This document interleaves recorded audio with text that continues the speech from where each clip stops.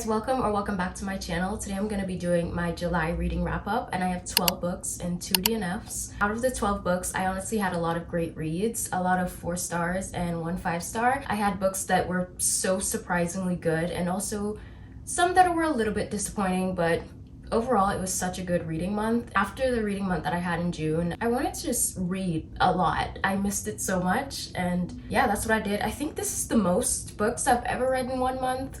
I have books on my Kindle, I have an audiobook, I have physical books, and then I also have a graphic novel. I read a graphic novel for the first time. The first 2 books I want to talk about are actually on my Kindle. It's Love Redesigned and Love Unwritten, both by Lauren Asher.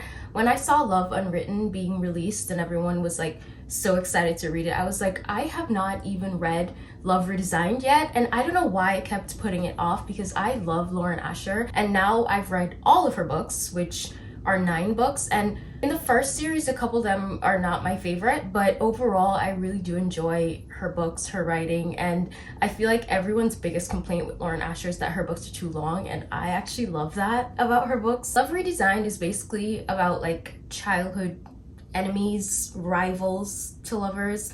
They basically are family friends, like both their families are really close to each other, and all their like childhood lives they've grown up being so competitive with each other. And in the beginning of the book we find out that they hate each other and we don't really know why, and it kind of just reveals it throughout the book. And now in their adult present life, the female main character goes back to their small town because she's like going through a lot of personal life stuff and we don't know why she came back home and everything, and she's just not doing the best. And so they reconnect and they actually start working together because they both work in interior design. So they work on a project together, and it's just forced proximity. Obviously their families are always hanging out together, having Sunday dinners, so they're just constantly with each other. Their moms are rooting for them to like be at least friends. They really have no choice but to be in each other's company, and that's just how the story unfolds. I really liked it. It was so easy, it was fun to read. I feel like that's all of Lauren Asher's books though. It was really long for romance. I think this one was like 500 pages or like close to 500 pages, and I know a lot of people don't like that, so if that's not something you're into,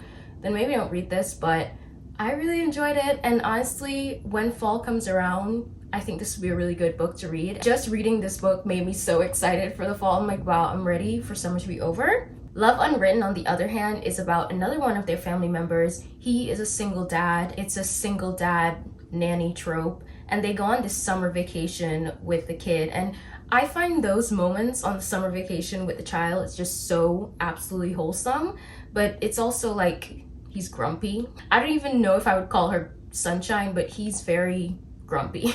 This one gets pretty like emotional, and this one is even longer. I feel like a lot of it was just like them expressing their trauma like on each side, because they both just had so much going on and they had to work through it. I feel like usually it's like one character having to work through their trauma and then the other one doesn't have as much going on, but they both had a lot going on. So we had to work through that. Love Unwritten is like close to 600 pages or over 600 pages, and I literally flew through both of them. I finished both of them, not both of them in 24 hours, but like I finished Love Redesigned within 24 hours, and then I moved on to Love Unwritten, and I finished that one also within 24 hours. So they're long, but they're so easy to read and they're so bingeable. Honestly, if you like Lauren Asher's last series, I think you should read this one because I feel like the characters are so much better. Like, it's still the typical Lauren Asher writing, so if you already enjoy that, just picture that with even better characters. I rated Love Redesigned 4.5 stars, and I rated Love Unwritten 4.75 stars. The next book I read is Happily Never After by Lynn Painter. This is about a woman who knows her fiance is cheating on her, but she still has to go through with the wedding for a couple of reasons. So I don't remember if it was her or her friends, like hired this man to object to the wedding. They call it an objector. So basically when they asked like, does anyone object? I don't remember what they say, but like basically this person objects and would say, I'm objecting because you were cheating on this and that, and kind of just like out him to everyone, so the wedding cannot go on. So basically that like happens at the beginning of this book, and the man that objects to her wedding, they end up hanging out with him, and she ends up doing that with him. Like, that's something that he does on a regular basis. He just objects to weddings. That's something that she started doing with him because she realized like he saved her life and she wanted to do that for other people. I think this was really entertaining and I think the plot was unique. I liked that aspect of it, but like I just think Lynn Painter is so much better at writing YA novels because I feel like her characters in her adult novels are always a little bit juvenile, but the thing about it is that it suits a YA and like high school setting, not adults. I do remember still enjoying this though. I have in my notes that the third act breakup was silly. I literally don't even remember what the third act breakup was, but my notes say that it was silly. I mean, third act breakups will just be the end of us. We cannot escape those. The only other adult novel I've read by Lynn Painter is The Love Wager, and I liked this one more, so that's a good thing. I rated this one 3.5 stars. I think if you like Lynn Painter and her easy writing, it's just so digestible, then yeah, you should read this. If you're already a fan of Lynn Painter, I would recommend it. The next book I read is Heartstopper, and it's a graphic novel about these boys in high school. They go to an all-boys school, and Charlie is openly gay, and he and Nick becomes really close, and they slowly start liking each other, but Nick is kind of just figuring it out. But you just get all of these like really wholesome moments of them together with their friendship, and you see them slowly starting to like each other. It also shows some struggles that young boys may face being gay in high school. And I just think that this is something that literally everyone should read, whether you're younger or older. I think everyone can learn something from this, even though this is a YA novel. And I just had so much fun reading a graphic novel for the first time. Like, nothing could ever be misunderstood. All of the pictures were just made everything so clear and their emotions so clear. And it was just fun. And it's something about it felt like nostalgic, I guess, because I haven't like watched cartoons in so long, literally in years. So something about that just felt so nostalgic, and I really recommend this. I remember when I was reading this in a reading vlog, I asked for recommendations for more graphic novels, and I actually got 3 of them, so I'm excited to like read those after I'm done with the Heartstopper series, because I am enjoying graphic novels. And if you guys have any more suggestions, you can comment it down below. The next book I read is This Summer Will Be Different by Carly Fortune, and this is about a woman who goes to Prince Edward Island because she's meant to be meeting up with her best friend, but her best friend is late to the island. Like, her flight gets did her flight get delayed, or she has to like work or something? Anyway, she gets there the next day. So this woman has one like night alone on Prince Edward Island. She's at this bar, and the bartender is really nice to her, whatnot. She has a one-night stand with him, and she realizes that the bartender that she had a one-night stand with is actually her best friend's brother. This is so insane to me. I feel like I read another book that was like that. Like, they met some guy and they didn't realize it was their best friend's brother. That plot is so interesting to me because I don't know about you guys, but if I had a best friend, I feel like I would keep up with what their siblings look like. Like, how is Sam? Is he good? What is he doing now? Is he working? Like, I don't know. I would just keep up with everything. So the other side of the plot is that the female main character's best friend, which is also the sister of the guy, she is like going through this life crisis, and so that's why they're going back to Prince Edward Island to kind of just like have a moment away from life. And she's not telling anyone what this life crisis is, but you find out at the end. And I just feel like going through this entire book like completely wondering, oh my god, what's going on? What it really was at the end was just like so underwhelming to me. I'm like, are you serious? Like, is it that serious? I don't know. I just felt very underwhelmed by this entire book. I felt underwhelmed by the romance. I also had a reading vlog of this, and I remember saying that I just feel like Carly Fortune has this way of writing where she would tell you they're so in love with each other, but I almost just don't see it. Like, I don't see the love. I don't see the moments that they have. Obviously they're hiding. They are also just barely ever alone together, or they're barely ever together, period. Like, I don't know, because she like has to avoid him. I don't know. It honestly was just slightly disappointing. I thought that this was gonna be a really good one. I really liked Every Summer After, and I don't love Meet Me by the Lake, but I really like the writing. And so I thought this was it. This was gonna be the one that has an amazing plot and the amazing writing. It just didn't do that much for me. It was still good though, and I would still recommend this to so many people. I feel like this is one of those books where like it's a me problem. A lot of people would probably disagree with me and actually like this. There's so much right about the book, but then there's also just like plot-wise so much wrong about it. And it's just, that to me is just Carly Fortune in a nutshell. That's how I would describe her. Like, there's so much right about her book, and there's also just so much wrong. So many pros, so many cons. I gave this one 3.25 stars though, because I remember when I had this same dilemma with Meet Me by the Lake, I gave that one a 3. I really liked the writing and I hate the plot. This one, I will say, I definitely like it a little bit more than Meet Me by the Lake. I kind of feel like my expectations honestly were just too high, so yeah, 3.25 stars. And then I read Play Along by Liz Tomford. It's the fourth book in the Windy City series, and I feel like I always forget this series exists until like the release is coming around and people are reading it on Goodreads, or people are saying, oh my god, it's coming, I can't wait to read it. And I'm just like, I forgot about this series, and I actually like it. The thing about this series, I will always tell people, do not read the first one. Mile High, you don't need it. If you go into this series and you feel the need to read the first one, don't say I didn't warn you, because it's just not good. You're not gonna have a good time. The Right Move, which is the second book in that series, is a really good one. The characters in that book, they're just so fun to read about. And the next one is Caught Up, which is also really good. And this one, Play Along, I really enjoyed it. The female main character works in sports medicine, and so she works along with the baseball team. She travels with them, and she tries to keep it very, very professional, because her higher-ups are misogynistic men, and they don't think that she can handle like being on the same level as them, so she just always tries to keep her head down and tries to be as serious as possible. And then something happens, which I think this is at the back of the book, but to me, I didn't read the back of the book, and it was such a it came out of nowhere. So something happens, and she's kind of forced to like spend more time with the male main character and kind of loosen up. Like, she's just forced to hang out with him more, even though she set all these like ground rules for herself that she does not socialize with the baseball team, but she's kind of forced to. And obviously it goes through all the motions and they fall in love. And I actually really liked Isaiah. I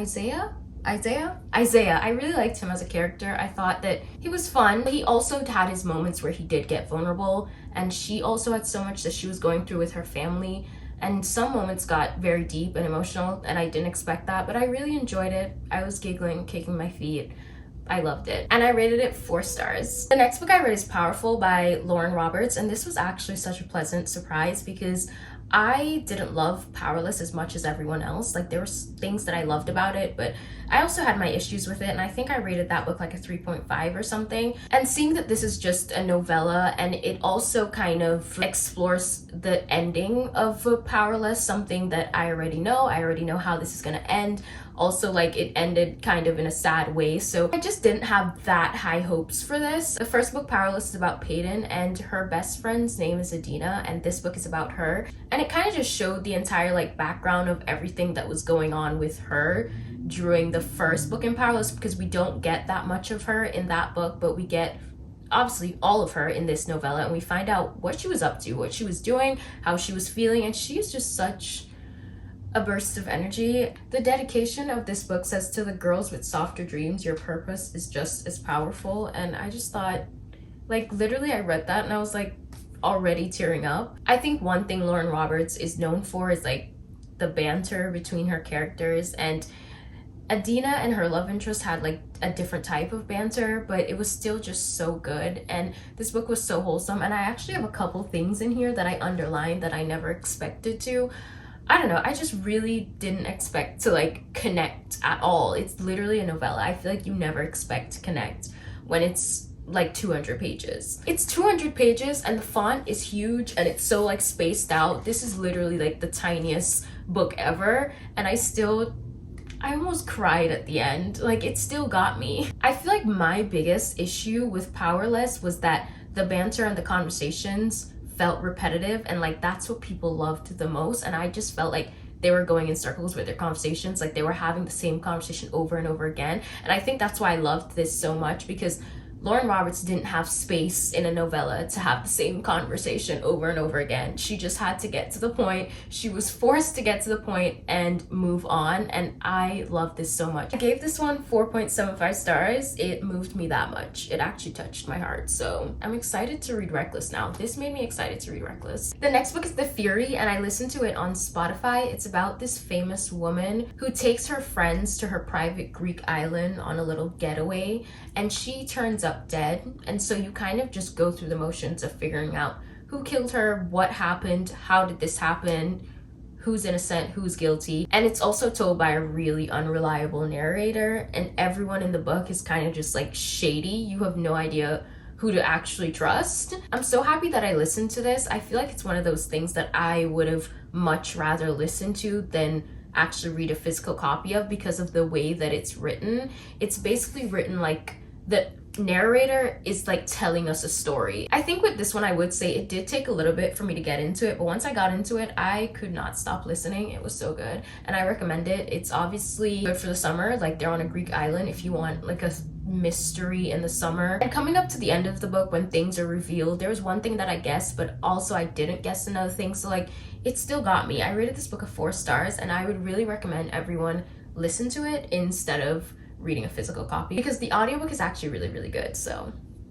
the next 3 books I read are actually books that I read in my summer reading vlog, and I'll link that down below, and I go into way more details there. So I don't want to be too repetitive, but 7 Days in June by Tia Williams was the first book I read in that vlog. This book is about 2 authors who knew each other in their childhood, and they meet up again for the first time in 15 years at a book event, and none of the people that they work with know that they knew each other back 15 years ago when they were in high school. They basically had this like one magical week together, and then they split apart and never saw each other again. And Eva, the main character, has no idea why, but Shane does, obviously, and he wants to come back and explain himself, and they reconnect, and so much goes on in this book that I didn't expect. This is a book that you need to check trigger warnings for, because a lot of different topics are discussed, and they just go through so much as kids, and they're working through it in their adult lives. But one thing that I remembered about this book, and something that I loved about it so much, is that there were such funny moments. Like, randomly, I didn't expect anything about this to be funny, especially when I figured out what the main characters were going through. I was like, okay, time to get serious. Like, these are all such serious topics, and I just feel like it was done in such a beautiful way where the author could discuss these topics but still have comedic relief within this book. And I recommend this to literally everyone. It's also just written so beautifully. I wish I tabbed my books so you guys could see how much I annotated in this book. I literally have things underlined like every other page. The writing is amazing, and I do really enjoy reading people who write in such like a lyrical way almost. Immediately after I finished this book, I went to go see if Tia Williams had other books. She actually had a 2024 release. Was it 2024 or late 2023? She had a very recent release, and I need to read that one. As soon as I finished this book, I like missed her writing so much. And if it wasn't obvious, this was my 1 5-star read of the month, and honestly, my only 5-star read all summer, so it's really good. Please go read it. The next book I read in that vlog is Summer Romance by Annabel Monaghan, and this is one that I was scared of because I did not like Nora Goes Off Script by Annabel Monaghan, but this one was such a pleasant surprise. I really enjoyed it.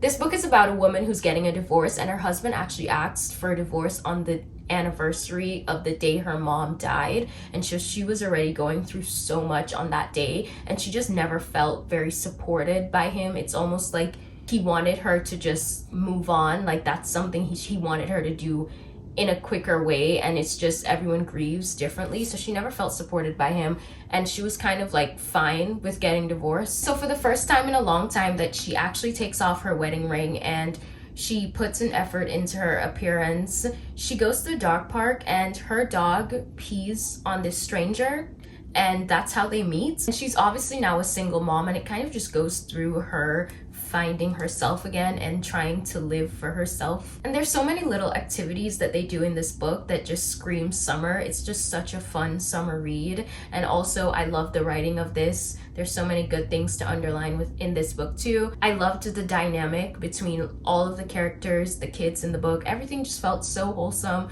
so summer. It was amazing. Literally summer romance. The title is so spot on. I originally rated this book a 4.5 and then I couldn't stop thinking about it like at all, and I ended up rating it a 4.75. It's really good. It's not perfect. 5 is obviously perfection, but so close. 4.75 stars. The last book I read in that vlog was Bad Summer People, and this is a book about a bunch of rich people who go to Fire Island every summer, and they all low-key hate each other. If you need someone to root for, do not read this book, because again, the title of this book, very spot on. Bad Summer People, they're awful people. But reading about Fire Island, I loved that. The atmosphere, I could just picture it in my head and I feel like I was there. A major thing about this type of writing where everyone gets a chapter is I feel like you will not care about every character, or you at least won't care about them equally. So sometimes when I'm in one person's chapter, I'm just like, oh my god, hurry up, I don't care about this person, let's get back to the other person. And that was like one of my major issues with it. Like, it was too choppy for me, so it just felt like I'm having a great time, but then we get to someone's chapter, I'm like, I don't care about this, like, I'm bored, can we move on? And I'm having a good time again, and then it's like, oh my god, here we go, I don't want to hear this. So that's just what it was. It was very inconsistent, and I almost feel like that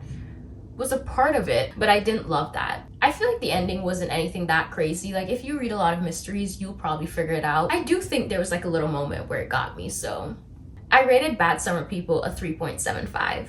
The last book that I completed is The Love of My Afterlife by Kirsty Greenwood. So this book is about a girl who kind of lives an uneventful life. She doesn't really have any friends. She's kind of lonely. She doesn't really do much. She's just going through daily life, kind of just surviving on her own. And she ends up dying in her apartment, and she goes to the afterlife. The afterlife is like this place where you get an afterlife therapist that helps you through death. And basically while she's there, her afterlife therapist tells her she can go back if she completes the task of finding this man, which is meant to be the love of her life, within 10 days. She doesn't know anything about this man except for his first name and the first initial of his last name, and she doesn't know where he lives. She just knows that he like lives in London. So she has to find this man within 10 days or else she's gonna be gone permanently.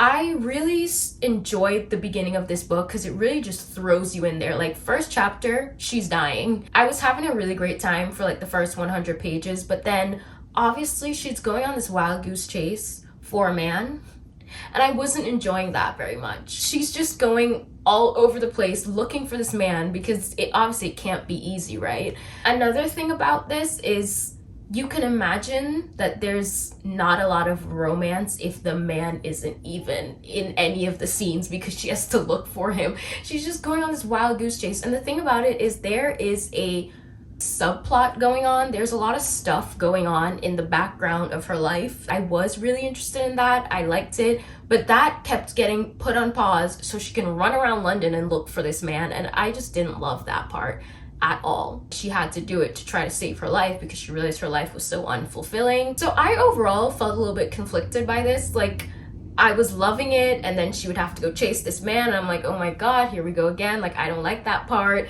And so it's just, I don't know. There was also a part at the end of this book though that got me real good. I was just shocked by the ending, and I really loved the ending. I thought it was great. I think for me, I loved the beginning of this book and I loved the end, and a lot of the middle was just like, eh. But the beginning and the end, so good. Another thing that I will say though, everything that I'm saying, I feel like once again is such a personal problem. I feel like there are people who are going to enjoy this. Actually, I'm pretty sure on Goodreads this already has such high ratings. I've been seeing everyone rate it like a 4 and above, so it's just a personal problem. I still recommend this. It's really new. You should go read it if you want to. There are a lot of tropes in this book. I can't tell you what they are because it's gonna spoil things, but trust me, when you read this, just start marking like all the tropes, and you're gonna realize there are a lot of tropes in this one book. It's like she was writing and she's like, how many tropes can I fit into 360 pages? It was kind of crazy to read. So I rated this book a 3.75 star, and regardless of everything that I just said, I need you guys to go read it and let me know if I'm crazy. Like, do you guys see my issues with it? Or if you guys really like it, that would be great for you. I don't know, go read this. Tell me what you think, or if you have read this, please tell me what you think. Okay, so my 2 DNFs, the first one that I DNF'd was Piglet by, I don't remember who it's by. I think it's like Lottie Hazel or something like that. I was reading that on my Kindle, and honestly, if it stays on Kindle Unlimited, for me, it's a soft DNF because I don't even know why I stopped reading this. I think I just wanted to like get to my physical TBR. I kind of just stopped picking up my Kindle at one point in the month, and I was reading physical books, and when I went back to my Kindle, it wasn't to read that, it was just to read something else. So I don't know, it just kind of got lost for the month. But this book is about a chef. Her name was Piglet. Her nickname was Piglet, and that's why the book is called Piglet. And she was engaged. She was gonna get married, like, I think within a couple days, like 2 weeks or something like that. And the book basically was like counting down the days until she got married because her fiance apparently had a secret. And yeah, it kind of just went through the motions of trying to figure out what the secret is. Obviously, I don't know what the secret is because I didn't finish it. I'm kind of interested in knowing, honestly, so maybe I will go back to this. I think it also was going to continue on to show how she like coped with food. I don't really know. I can't speak too much on it because I really didn't get too far into it, but if I ever do, I will come back and let you know. That was my first DNF of the month, and my second DNF of the month, I feel like it's heartbreaking to me. A Good Girl's Guide to Murder by Holly Jackson. I've heard so many good things about this. I've seen everyone enjoying this, and I just wasn't into it. I think I just wasn't in the mood for it though. I don't know what I was in the mood for, but it probably just wasn't this at the time, and I do think that I want to return to it maybe sometime in the fall or something. But I think this book also made me realize that I only really like mysteries when they are thrilling, like mystery thrillers, when they have that thrilling component to the book. But this mystery is just like a mystery. It's just a high school kid trying to solve a mystery. So there wasn't that thrilling aspect. Well, maybe there would be later in the book. I think I got like 70 something pages in, or maybe like 100 or close, somewhere between there. 70 to 100, somewhere between there.